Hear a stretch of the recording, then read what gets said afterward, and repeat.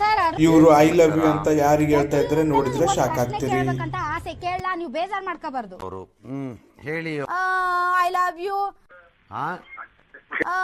I love you. ಮತ್ತೆ ಈಗ ಏನಾಗ್ಬೇಕಂಗಾರೆ? ಮದ್ವೆ ಆಗ್ತೀಯ? ನಿಮ್ಗೆ ಯೋಗ್ಯತೆ ಇದೆಯಾ ಮಾತಾಡಕ್? ನಿಮ್ಗೆ ರಾಜ್ಯದಲ್ಲಿ ಜನ ಸಾಯ್ತಾ ಇದಾರೆ, ಅಲ್ಲಿ ನಾಚಿಕೆ ಆಗಲ್ಲ ನಿಮ್ಗಳಿಗೆ? You come and tell us what sort of a language you are using ಅಂತ ಮಾತಾಡಿದ್ರೆ ನಾನು ಮಾತಾಡ್ತೀನಿ ನಿಮ್ಗಿನ್ ಚೆನ್ನಾಗಿ. ನಿಮ್ಮೊಬ್ಬರಿಗೆ ಅಲ್ಲ ಇಲ್ಲಿ ಮಾತಾಡಕ್ ಬರೋದು, ಪರಿಜ್ಞಾನ ಬೇಡ. If they try to talk rubbish, we will talk rubbish. Answer ಮಾಡ್ಲಿ ಅದಕ್ಕೆ.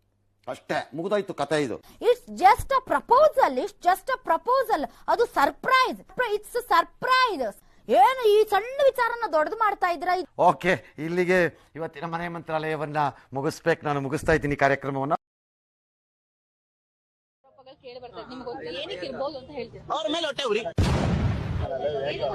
ಅವ್ರು ಬೆಳೀತಾ ಇದಾರೆ ಅಂತ ತಿಕ್ಕಾವ್ರಿ. ಅವ್ರಿಬ್ರು ಗಂಡ ಹೆಂಡತಿ, ಓಕೆನಾ?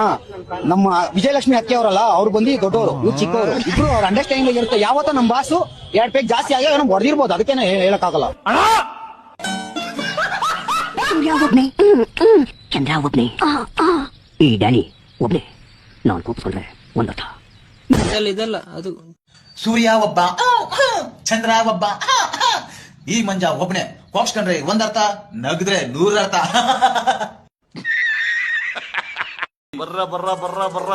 ಆದ್ರೆ ಪಾಕಿಸ್ತಾನದವ್ರದ್ದು ಸಹಿಸ್ಕೊಳಕ್ಕಾಗಿಲ್ಲ. ಎಲ್ಲಿ ಸಹಿಸ್ಕೊಳಕ್ಕಾಗತ್ತೆ? ಸಿನಿಮೆಗಳವು ಒಂಥರ ಮಸ್ಕಾಗ್ತಿದ್ರೆ ಹಂಗಂಗೆ ಎದ್ಬತ್ತವೆ ಭಿಕ್ಷುಕರು.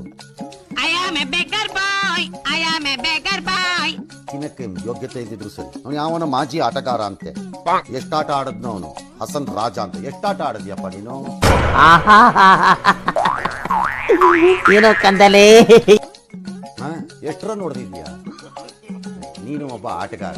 ಇನ್ನಂತವನು ಇನ್ನು ಆ ಪಾಕಿಸ್ತಾನ ಎಂಬ ಭೂಮಿ ಹೊತ್ಕೊಂಡಿದೆಯಲ್ಲ, ಅದೇ ಆ ಭೂಮಿ ಮಾಡ್ತಿರೋ ಪಾಪ.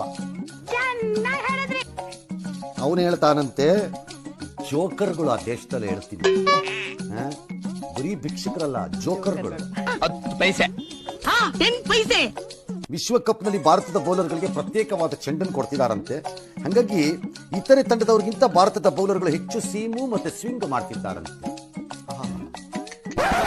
ನಿಮ್ಮ ಅಪ್ಪ ಅಮ್ಮ ನಿನ್ನದು ಏನು ಅಂತ ಹುಟ್ಟಿಸ್ಬಿಟ್ರು? ಎಂತ ದರಿದ್ರ ಫ್ಯಾಮಿಲಿ ನಿಮ್ ಫ್ಯಾಮಿಲಿ. ಅದೇನ್ ಮುಹೂರ್ತ ನೋಡ್ಬೇಕು, ನೀನು ಹುಟ್ಟಿಸಿದ ಮುಹೂರ್ತನ. ಇದಕ್ಕೆ ತನಿಖೆ ಬೇರೆ ಆಗ್ಬೇಕು. ಅಯ್ಯೋ ಕೋತಿ, ಬಾಯಿ ಮುಚ್ಕೊಂಡು ನಿನ್ ದೇಶದಲ್ಲಿ ಅನ್ನ ಇದ್ರೆ ತಿನ್ನು, ಇದ್ರ ಸಾಯಿ ಹೋಗಿ ರಸ್ತೆನಲ್ಲಿ. ಆಕ್ಚುಲಿ ನನ್ನ ಪ್ರಕಾರದಲ್ಲಿ ನಿಧಾನಕ್ಕೆ ಗಂಡಸರಿಗೂ ಫ್ರೀ ಮಾಡಿಕೊಟ್ರು ಒಳ್ಳೇದೆ.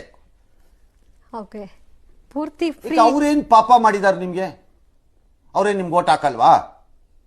ಹಂಗಾರೆ ನಿಮ್ಮಿಂದ ಗಂಡಸರು ನಿಮ್ಗೆ ಓಟ್ ಹಾಕ್ಬಾರ್ದ? ಹಂಗಾರೆ ಹೆಣ್ಮಕ್ಳಿಗೆ ಮಾತ್ರ 2,000, ಹೆಣ್ಮಕ್ಳಿಗೆ ಮಾತ್ರ ಬಸ್ ಫ್ರೀ.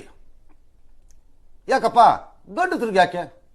ನಿಮ್ಗೆ ಕರೆಂಟ್ ಕೊಟ್ಟಿದ್ದೀರಿ, ಕರೆಂಟ್ ಅವ್ರೊಬ್ಬರಿಗೆ ಬರುತ್ತಾ? ಹೆಣ್ಮಕ್ಳಿಗೂ ಇರುತ್ತ ಅಲ್ಲಿ. ಎಂಡ್ ಎಕ್ಸ್ಕ್ಲೂಸಿವ್ ಆಗಿ ಗಂಡ್ ಮಕ್ಳಿಗೆ ಏನಾದ್ರು ಕೊಡ್ರಿ. ಈ ಕಡೆಗೆ ಅಬಕಾರಿಯಲ್ಲೂ ಟ್ಯಾಕ್ಸ್ ಹಾಕ್ತಾರೆ ಸರ್. ಆಮೇಲೆ ಅಬಕಾರಿಗೆ ಹಾಕ್ತೀರಿ, ಗಂಡಸರು ಎಷ್ಟೊಂದು ಜನ ಕುಡಿತಾರೆ, ಎಷ್ಟು ಶಾಪ್ ಹಾಕ್ತಾರೆ ನಿಮ್ಗೆ. ಹಾಕಿ, ಅದಕ್ಕೆ ಯಾರು ಅಳವ್ರು ಇಲ್ವಲ್ಲ.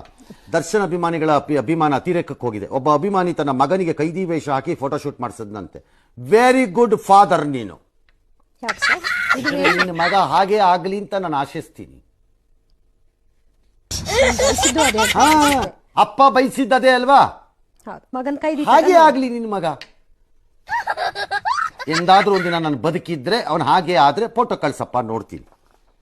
ಯಾಕಂದ್ರೆ ಬೆಳೆಯುವ ಮೊಳಕೆಯಲ್ಲೇ ಗೊತ್ತಾಗೋಗ್ತಾ ಇದೆ ನಮಗೆ ಅಂತ ಅವತ್ತು ಅನ್ಕೋಬಹುದು. ಭವಿಷ್ಯ ಏನು ಅನ್ನೋ ನಾಚಿಕೆಟ್ಟ ತಂದೆಗಳು ತಾಯಿ.